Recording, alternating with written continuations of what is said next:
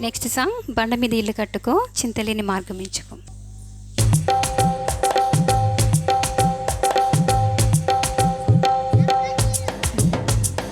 బండ మీద ఇల్లు కట్టుకో చింతలేని మార్గం ఎంచుకో. బండ మీద ఇల్లు కట్టుకో చింతలేని మార్గం ఎంచుకో.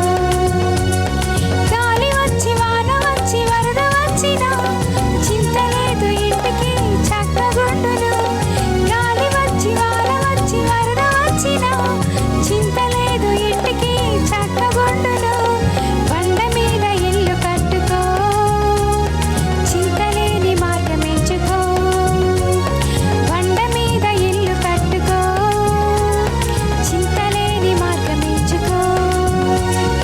యేసయ్య మాట విని బుద్ధిమంతుడు బండ మీద ఇల్లు కట్టెను. యేసయ్య మాట విని బుద్ధిమంతుడు బండ మీద ఇల్లు కట్టెను.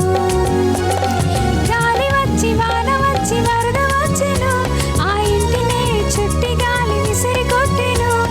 వాన వచ్చి వరద వచ్చెను ఆ ఇంటినే చుట్టి గాలి విసిరి కొట్టెను. ఆ ఇల్లు బండ మీద కట్టబడేను కనుక అది కూలలేదు. ఆ ఇల్లు బండ మీద కట్టబడేను కనుక అది కూలలేదు. బండ మీద ఇల్లు కట్టుకో చింతలేని మార్గం ఎంచుకో. బండ మీద ఇల్లు కట్టుకో చింతలేని మార్గం ఎంచుకో. యేసయ్య మాట వినక బుద్ధిహీనుడు ఇసుక మీద ఇల్లు కట్టెను. యేసయ్య మాట వినక బుద్ధిహీనుడు ఇసుక మీద ఇల్లు కట్టెను. గాలి వచ్చి వాన వచ్చి వరద వచ్చెను ఆ ఇంటినే చుట్టి గాలి విసిరి కొట్టెను. గాలి వచ్చి వాన వచ్చి వరద వచ్చెను ఆ ఇంటినే చుట్టి గాలి విసిరి కొట్టెను. ఆ ఇల్లు కూలిపోయెను ప్రయాసమంత వ్యర్థమాయెను.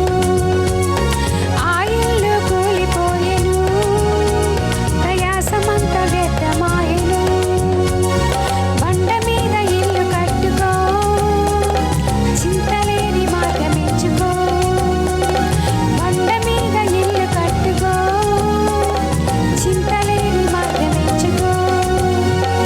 గాలి వచ్చి వాన వచ్చి వరద వచ్చినా చింతలేదు ఇంటికి చక్కగుండును.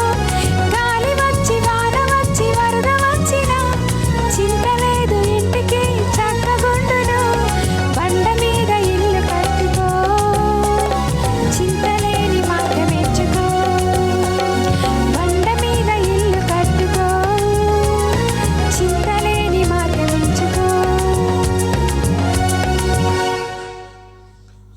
ఓకే పిల్లలు, ఈరోజు చిల్డ్రన్ రిట్రీట్ అయిపోయింది. సరే, లాస్ట్ అండ్ ఫైనల్గా మనం ఈరోజు నేర్చుకున్న విషయం అంటే స్టోరీ గుర్తుందా? ఎవరి గురించి నేర్చుకున్నాం మనం ఈరోజు? ఎవరి గురించి? శాంసోన్ కదా. దేవునికి ఎందుకు కోపం వస్తుందో మనకి దేవుని వాక్యంలో నుంచి నేర్చుకున్నాం కదా. ఎందుకు దేవునికి కోపం వచ్చేది? మనం దేవుని మాట వినకపోవడం. దేవుని మాట వినకపోతే దేవుడు మనల్ని ఏం చేస్తాడట? విడిచిపెట్టేస్తాడంట. దేవుడు మనల్ని విడిచిపెట్టేస్తే మనకి ఎన్ని శ్రమలు వస్తాయి? శాంసోన్కి ఏమొచ్చింది? అవమానం వచ్చింది, నిందొచ్చింది, కష్టం వచ్చింది కదా, చాలా బాధ వచ్చింది. కానీ ఒకప్పుడు శాంసోన్ ఎట్లున్నాడు? చాలా శక్తితో ఉన్నాడు. పచ్చి గాడిద దవడ వెముకతో 1000 మందిని చంపాడు కదా. శాంసోన్కి ఎదురు లేదు, చాలా బాగా యుద్ధం చేయగలడు, జయం ఆయనదే.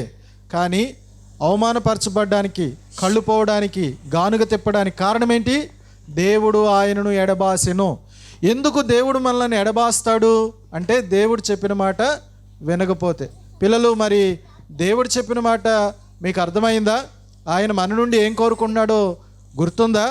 ఆయన మనల్ని ఏం చేయమంటున్నాడో గుర్తుందా? గుర్తుపెట్టుకోవాలి.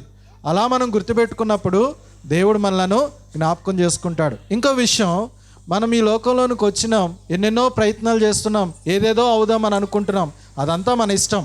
కానీ దేవుడు పుట్టించినప్పుడే మన పట్ల ఒక ప్రణాళిక ఉంది ఆయనకి. అర్థమైందా? ఒక ఉద్దేశం ఉంది. ఆ ఉద్దేశం కొరకు మనం ఏం చేయాలా? ప్రార్థన చేసుకుని సిద్ధపడాలి. సరేనా పిల్లలు? ఎంతమంది అలా ప్రార్థన చేసుకుంటారు? ఎంతమంది అలా సిద్ధపడతారు? ఓకే, మంచిది. సరే, ముగింపు ప్రార్థన చేసుకుని మనము లోపలికి వెళ్తాం. పరిశుద్ధుడా, రాజులకు రాజైన యేసురాజా, పరిశుద్ధుడా, స్తుతులకు పాత్ర, రాజులకు రాజైన యేసురాజా, పరిశుద్ధుడా, నీ పాదాలకు వందన స్తుతులు చెల్లించుకోవడం తందేవా.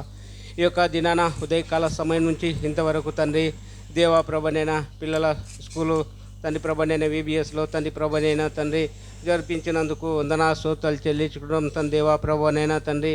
ఇంతవరకు తండ్రి ప్రతి విషయంలో తండ్రి పిల్లలకు తండ్రి పాటలు నేర్పే విషయంలో తండ్రి ప్రభనైన వాక్య విషయంలో తండ్రి ప్రతి విషయంలో తండ్రి ఈ యొక్క దాసులు తండ్రి ప్రభనైనా తండ్రి వారికి నేర్పించడం తండ్రి ప్రభనైనా పిల్లలు తినేతనం నుంచే తండ్రి ప్రభనైనా నీ అందు ఎదుగుటకు తండ్రి నీ అందు భయభక్తులు కలిగి ఎదుగుటకు ప్రార్థన తండ్రి మీరు సహాయించండి. వారి పట్ల మీ కృప చూపండి, సహాయించండి. గొప్ప దేవా వందన స్తోత్రాలు చెల్లించుకోవడం తందేవా ప్రభనైనా నీ యొక్క దైవదాసులను తండ్రి ప్రభనైనా జ్ఞాపకం చేసుకోండి దేవా. నీ కృపలో భద్రపరిచి సహాయించండి దేవా. వందన స్తోత్రాలు చెల్లించుకోవడం తందేవా. నీ యొక్క తండ్రి ప్రభనైనా దైవదాసురాలకు ప్రార్థన తండ్రి కృప చూపండి, సహాయించండి దేవా. పరిశుద్ధుడా, నీ పాదాల కుందన స్తోత్రాలు చెల్లించడం తందేవా. వారికి ఇచ్చిన బిడ్డల కొరకు ప్రార్థన తండ్రి మీరు సహాయించండి. పరిశుద్ధుడా, నీ పాదాల కుందనాలు తండ్రి దేవా. వచ్చిన బిడ్డలందరినీ జ్ఞాపకం చేసుకోండి, ఆశీర్వదించండి దేవా. కృప చూపండి. పరిశుద్ధుడా, నీ పాదాల తండ్రి సండే స్కూల్ టీచర్లను కూడా జ్ఞాపకం చేసుకోండి. వచ్చిన పెద్దలందరూ జ్ఞాపకం చేసుకోండి, ఆశించండి ప్రభువనైనా తండ్రి దేవా. మేమందరూ తండ్రి ప్రభువనైనా నీకు మాదిరికైన జీవితం జీవించటంలో నీ కృప చూపండి, సహాయించండి దేవా. పరిశుద్ధుడా, నీ పాదాల కుందన స్తోత్రాలు చెల్లించుకున్నాం తందేవా ప్రభువనైనా. రాజులకు రాజైన యేసురాజా, పరిశుద్ధుడా, నీ పాదాల కుంద తండ్రి ఈ యొక్క సంఘం తండ్రి ప్రభువనైనా తండ్రి ఆశీర్వదించండి, కృప చూపండి. పరిశుద్ధుడా, నీ పాదాల కుందనాలు తండ్రి దేవా కనుకరించండి. సంఘ పెద్దలను జ్ఞాపకం చేసుకుని ఆశీర్వదించండి. ఓ గొప్ప దేవా, నీ పాదాల కుందన స్తోత్రాలు చెల్లించుకుంటూ ప్రభు రక్షకుడైన యేసు క్రీస్తును ప్రార్థించి అడివేడుకుంటున్నాం తండ్రి. ఆమేన్. బోలో జిందా ఖుదావన్నీ సుమసీకి జై. రాజుల రాజైన ప్రభువైన యేసు క్రీస్తు వారికి, త్వరలో మన కొరకై రానయున్న ప్రభువైన యేసు క్రీస్తు వారికి జై. హల్లెలూయా. హల్లెలూయా.